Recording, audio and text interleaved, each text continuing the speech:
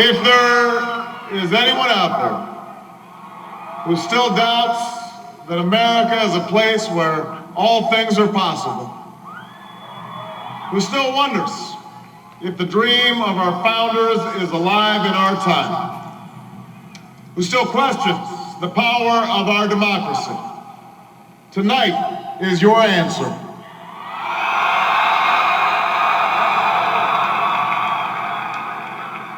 It's the answer told by lines that stretched around schools and churches in numbers this nation has never seen, by people who waited 3 hours and 4 hours, many for the first time in their lives, because they believed that this time must be different, that their voices could be that difference.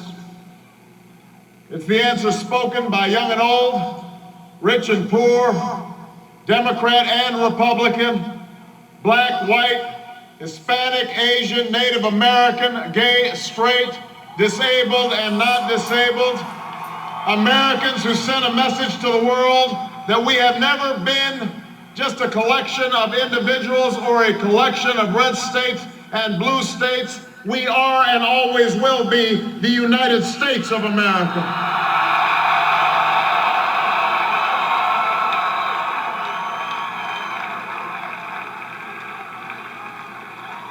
It's the answer that led those who've been told for so long by so many to be cynical and fearful and doubtful about what we can achieve, to put their hands on the arc of history and bend it once more toward the hope of a better day. It's been a long time coming, but tonight, because of what we did on this day, in this election, at this defining moment, change has come to America.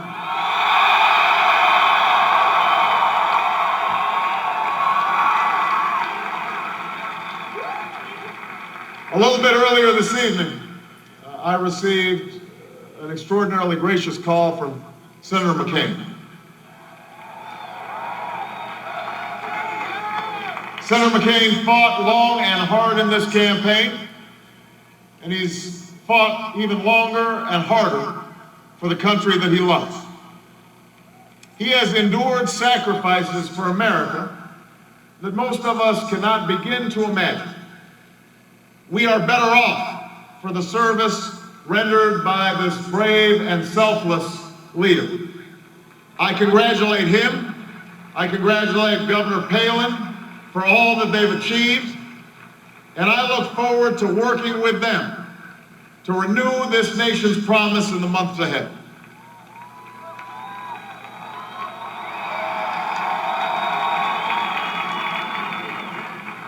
I want to thank my partner in this journey, a man who campaigned from his heart and spoke for the men and women he grew up with on the streets of Scranton and rode with on the train home to Delaware, the Vice President-elect of the United States, Joe Biden.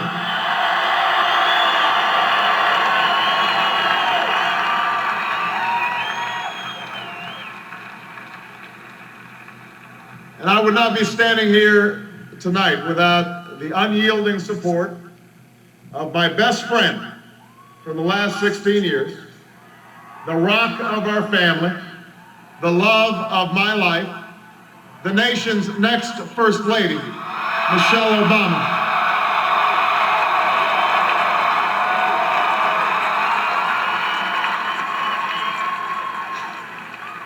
Sasha and Malia, I love you both more than you can imagine, and you have earned the new puppy that's coming with us to the White House.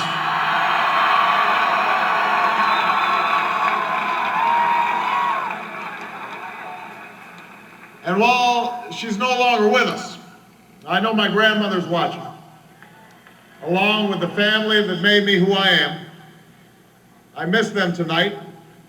I know that my debt to them is beyond measure. To my sister Maya, my sister Alma, all my other brothers and sisters, thank you so much for all the support that you've given me. I'm grateful to them.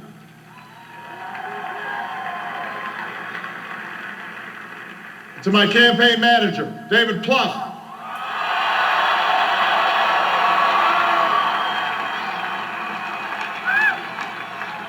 The unsung hero of this campaign, who built the best political campaign, I think, in the history of the United States of America. To my chief strategist, David Axelrod, who's been a partner with me every step of the way. To the best campaign team ever assembled in the history of politics, you made this happen, and I am forever grateful for what you've sacrificed to get it done. But above all, I will never forget who this victory truly belongs to.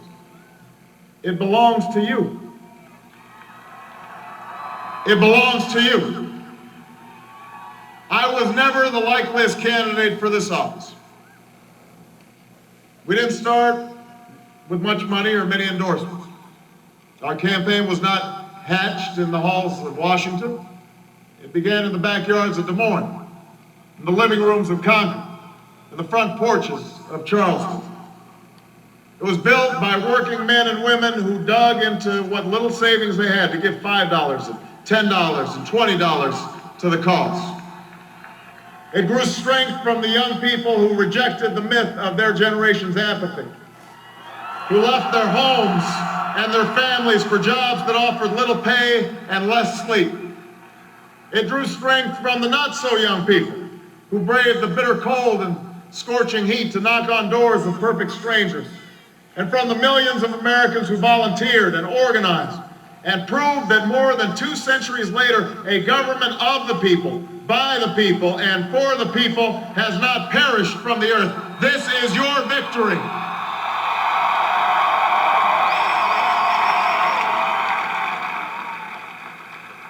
Now, I know you didn't do this just to win an election. And I know you didn't do it for me. You did it because you understand the enormity of the task that lies ahead. For even as we celebrate tonight, we know the challenges that tomorrow will bring are the greatest of our lifetime. 2 wars, a planet in peril, the worst financial crisis in a century. Even as we stand here tonight, we know there are brave Americans waking up in the deserts of Iraq and the mountains of Afghanistan to risk their lives for us. There are mothers and fathers who will lie awake after their children fall asleep and wonder how they'll make the mortgage, or pay their doctor's bills, or save enough for their child's college education. There's new energy to harness, new jobs to be created, new schools to build, and threats to meet, alliances to repair. The road ahead will be long. Our climb will be steep. We may not get there in 1 year or even in 1 term. But America, I have never been more hopeful than I am tonight that we will get there. I promise you, we as a people will get there.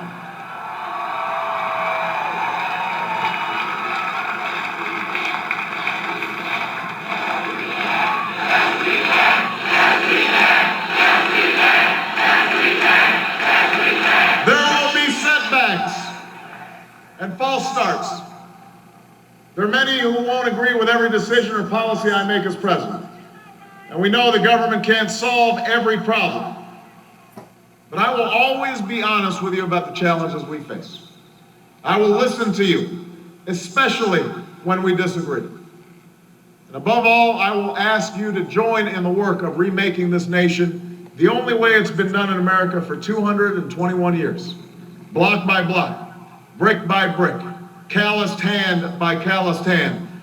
What began 21 months ago in the depths of winter cannot end on this autumn night. This victory alone is not the change we seek. It is only the chance for us to make that change. And that cannot happen if we go back to the way things were.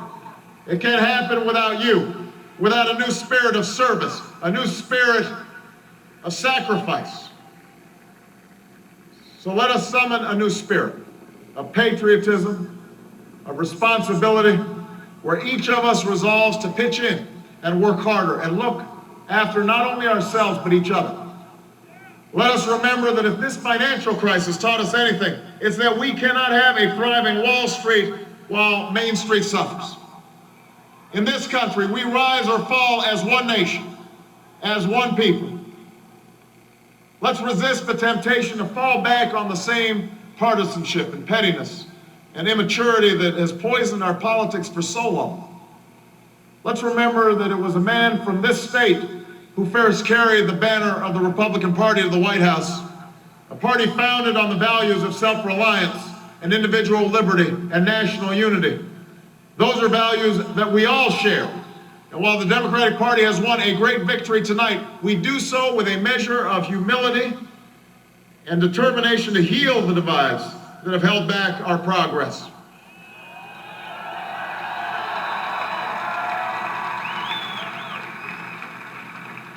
As Lincoln said to a nation far more divided than ours, we are not enemies, but friends. Though passion may have strained, it must not break our bonds of affection. And to those Americans whose support I have yet to earn, I may not have won your vote tonight, but I hear your voices. I need your help, and I will be your president too.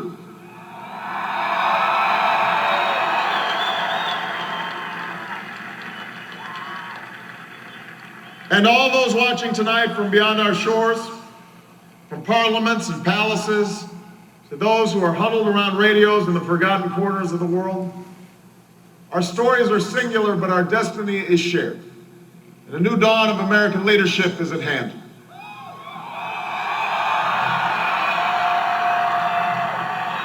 To those who would tear the world down, we will defeat you. To those who seek peace and security, we support you. And to all those who have wondered if America's beacon still burns as bright, tonight we proved once more that the true strength of our nation comes not from the might of our arms or the scale of our wealth, but from the enduring power of our ideals, democracy, liberty, opportunity, and unyielding hope.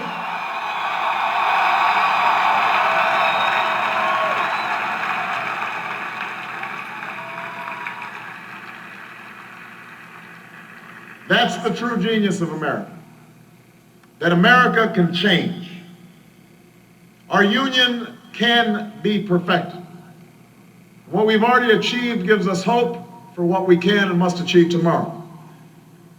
This election had many firsts and many stories that will be told for generations, but one that's on my mind tonight is about a woman who cast her ballot in Atlanta. She is a lot like the millions of others who stood in line to make their voice heard in this election, except for one thing. Ann Nixon Cooper is 106 years old.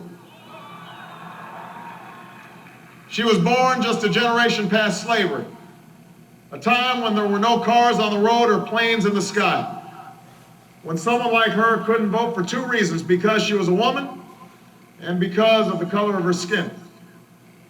And tonight, I think about all that she's seen throughout her century in America. The heartache and the hope, the struggle and the progress. The times we were told that we can't, and the people who pressed on with that American creed, yes, we can. At a time when women's voices were silenced and their hopes dismissed, she lived to see them stand up and speak out and reach for the ballot. Yes, we can. When there was despair in the Dust Bowl and depression across the land, she saw a nation conquer fear itself with a new deal, new jobs, a new sense of common purpose. Yes, we can. When the bombs fell on our harbor and tyranny threatened the world, she was there to witness a generation rise to greatness and a democracy was saved. Yes, we can.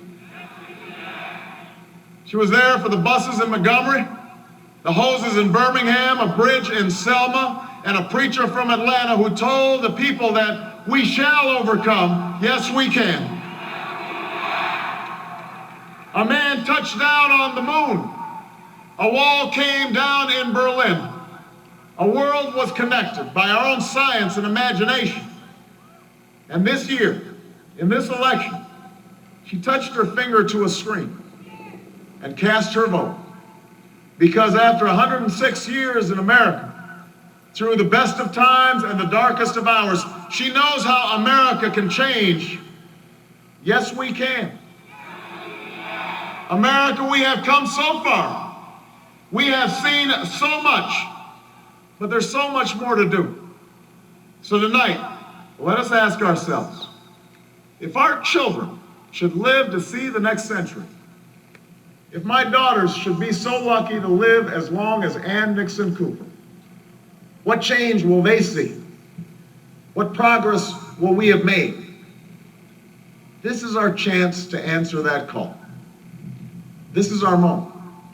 This is our time to put our people back to work and open doors of opportunity for our kids, to restore prosperity and promote the cause of peace, to reclaim the American dream and reaffirm that fundamental truth that out of many we are one, that while we breathe, we hope, and where we are met with cynicism and doubt and those who tell us that we can't, we will respond with that timeless creed that sums up the spirit of a people.